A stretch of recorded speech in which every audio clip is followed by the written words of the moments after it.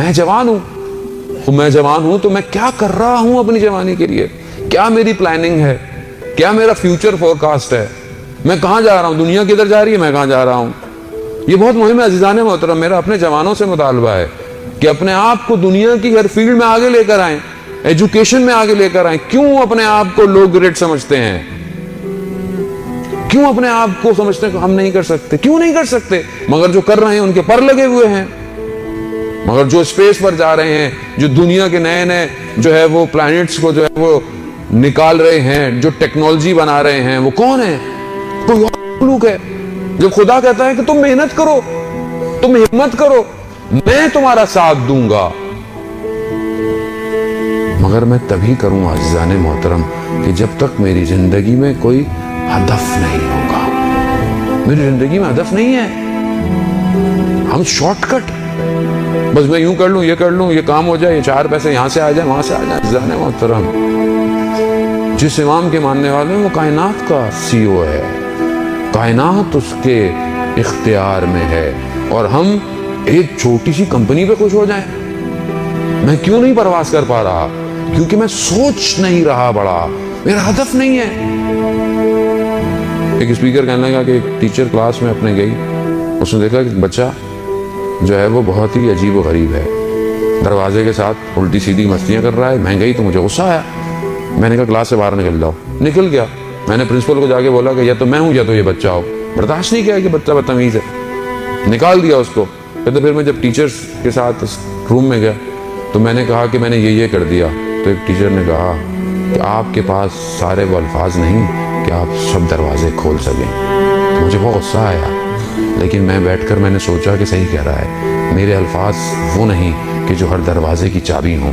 کہتے میں نے ایکسٹرا پڑھنا شروع کر دیا, مختلف بچوں کے بیہیویئرز کو جاننا شروع کر دیا. پھر میں اس مقام پر پہنچ گئی کہ جب بھی اسکول میں کوئی بھی آڑا ٹیڑھا شیطان بچہ ہوتا تھا, سب کہتے تھے کہ اس ٹیچر کو دو, یہی سب صحیح کر سکتا ہے. یعنی ہدف ہونا ضروری ہے. میری لائف میں جب کوئی مشکل آتی ہے میں تو لرزنا شروع ہو جاتا ہوں. یہ مشکلات اپورچونٹیز ہیں, ان کو اویل کریں. جب خدا مشکل میں ڈال رہا ہے, خدا کچھ دینا چاہ رہا ہے, خدا کچھ سمجھانا چاہ رہا ہے. ہمارے پاس آتے ہیں مولانا صاحب, سب کر لیا, ساری چیزیں کر لی, دعائیں کر لی, وظیفے کر لیے, سب کر لیا, مگر پھر بھی کام نہیں ہو پا رہا. عزیزان محترم, کہیں کوئی سوئی پھنسی ہوئی ہے, یا تو کوئی ایک نیک کام تھا جو آپ نے چھوڑ دیا ہے, یا کوئی ایک ایسا غلط کام ہے جو آپ نے کرنا شروع کر دیا ہے. کوئی ایک چیز ہے. عزیزان محترم, خدا نہیں چاہتا اپنی مخلوق کو عذاب دے یا سختی میں رکھے یا غضب دے. جب ایک بچہ ڈرائنگ بناتا ہے پیپر پہ اور آپ اس کو ذرا سا یوں کر دیں, وہ ناراض ہو جاتا ہے, کہتے ہیں یہ کیا کیا؟ آپ کہتے ہیں 2 لائنیں تو تھی, کیا ہوا, دوبارہ کھینچ لو. وہ کہتے نہیں, میری کریشن تھی, میری ڈرائنگ تھی, یہ کیا کیا آپ نے؟